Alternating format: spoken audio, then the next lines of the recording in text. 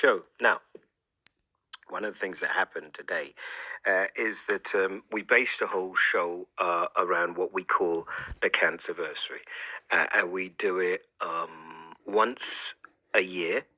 And it is, I suppose, around the time when I had my last cancer treatment, and we just talk. What we've found is that, people are helped by it. 1 in 2 of us will either get it, or certainly most of us will know someone who's got it. And we just want to do something that says it isn't necessarily, as many of us think, a death sentence, and you probably will survive.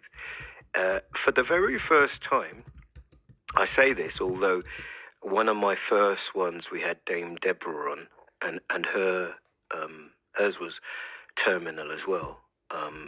And of course, just over a year ago, we lost her. But we had somebody on today that we've never had as part of our team before. His name is Mason. Mason has terminal brain cancer. I asked him a little bit about his diagnosis, and here's what he said. I was diagnosed last September. So it's in a short space of time, I've managed to turn everything around, and you learn to live with having a brain tumour. It's in your head, so it's incurable. It's difficult, but you think of everything as a positive light. You be positive, and it's easier to act, easier to be in the world and be part of the world. And what you strive for is just to be normal. Just to be normal. He's had a brain operation. It has affected the way he speaks. He's now dedicated the rest of his life to trying to raise money and awareness. He's about to try and climb Mount Kilimanjaro. Kaz was also here. Now, Kaz has been in a few times, but this is the anniversary of when we first met. She's had cancer twice. But one of my fears has always been, if it comes back, it is just a thing of nightmares for me. So I asked her how she felt when her cancer came back. Honestly, it was worse being diagnosed a second time. I had a lot of friends who were living with stage 4 breast cancer. And when I got called into the office, I just knew it anyway in the waiting room, the way that the nurses were looking at me. They all knew, of course. So I got called in and I said, just tell me the results. And they said, Are you there on your own the second time? I was with Matt as well. So he's there. Thank God, yeah. So he's had it twice as well. Yeah. And she said, the doctor said, I'm so sorry, Kaz. I'm really sorry, but it is cancer. And like I said to you, when the music was playing, I just went completely blank. I actually froze, and all I remember was them sort of shaking me and tapping my face, saying my name, because at that moment in time, I was like, this is it. This is how I'm going to die. Like, I was, cheering, oh, I'm in remission. It was only 6 months, the remission period. But I was like, this is how I'm going to go.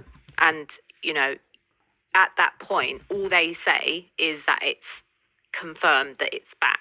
They don't tell you where. They don't tell you how big it is. They don't tell you how long you've got. They don't tell you the treatment. You have to wait another week with this news, and you don't know where the cancer is. All you know is the biopsied area is positive.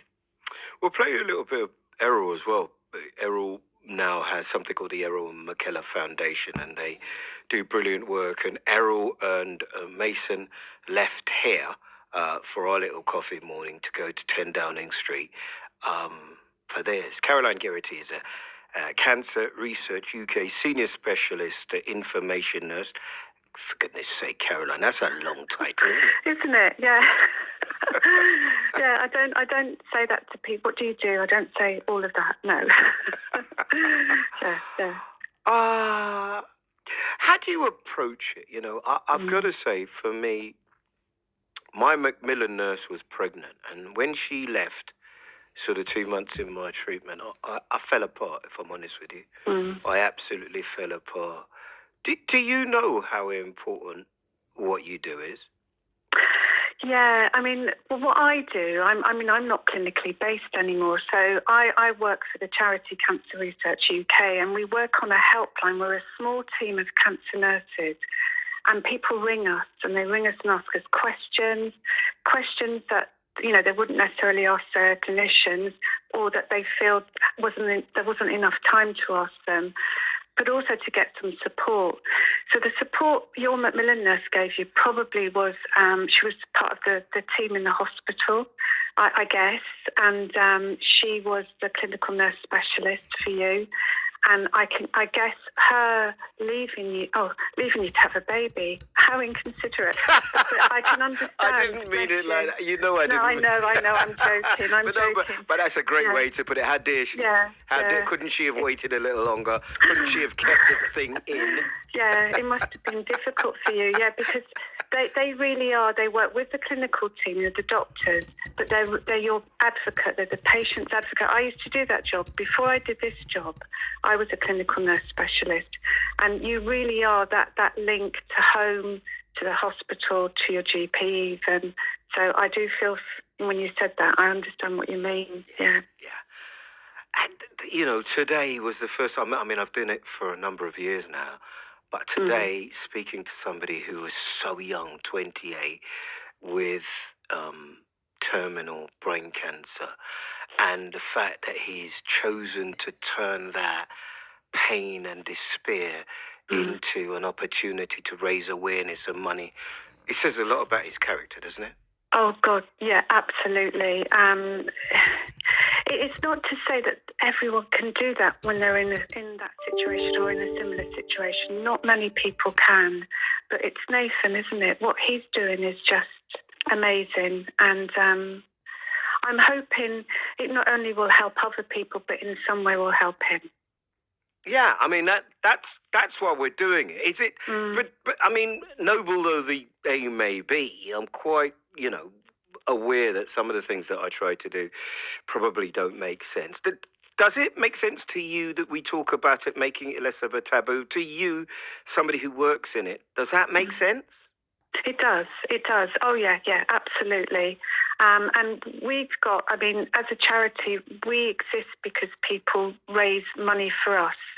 Not just donate, but they actually raise money and raise awareness. We have a team of people who are cancer patients, who know people with cancer, and they help inform us about what we should do, the information we should give people, but also the research that we do. And they go out and they help the policy team tell the MPs about smoking and the dangers of smoking. That's just an example. It's amazing what people, how strong people feel and are in very, very difficult situations. I think it's the community part of it, for me, certainly from a mental health point of view, to be able to talk to people about what they felt, what they went through, how they've kind of survived. That increasingly has become a big part of it. What is it in your position as a representative from Cancer Research UK? What is the message that you would like to give Londoners listening to this? So I want to tell everyone that you really do need to look after yourself and spot when things go wrong for you in your body. There's nothing in particular you need to look for. We've steered away from saying, look, you need to look for each body part and what goes wrong. What we need people to be aware of is what's normal in their body. And if something goes wrong and it persists, that you do go to your GP and you say, this is what's happening to me.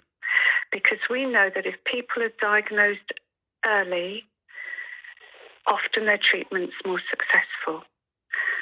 And the other thing I want to say is, if you do have signs and symptoms and you're worried about it, and I know a lot of people get worried about signs and symptoms, remember, you might go online and link it with a cancer, but that doesn't mean to say it's necessarily a cancer. It can be other things and often is other things. But if you do have cancer, often, especially today, the survival rates have improved so well. I don't know if that helps. Other things, Cancer Research UK, you probably know, have invested money, particularly in London and in research. And I can talk about some figures if you want me to. I've got them in front of me because they're not things I remember off the top of my head. If you want me to talk about them, I will. Go on then. Right then, let me see what I have. Just bear with me. I have. Right, so sorry, I'm not being very. You're all right. You've done the bit that I wanted you to do. I'm Yeah, fine. yeah. I'll call you Yeah. for figures. I know how challenging it is. Honestly, there was I'm not a statistician. You've absolutely done the bit that I wanted you to do, which is to talk to people about trying to take care of themselves, being aware of signs, not being stupid like I was, and having something happen and just ignoring it. It's hugely important, and you've done that, and I appreciate that very much. Caroline Geraghty there, Cancer Research UK specialist, senior specialist information nurse. I know I'm biased, says Roger and Mill Hill, and have a vested interest in the subject because it's close to my heart, but well done. I think it's the best show that I've heard, apart from the damn playlist.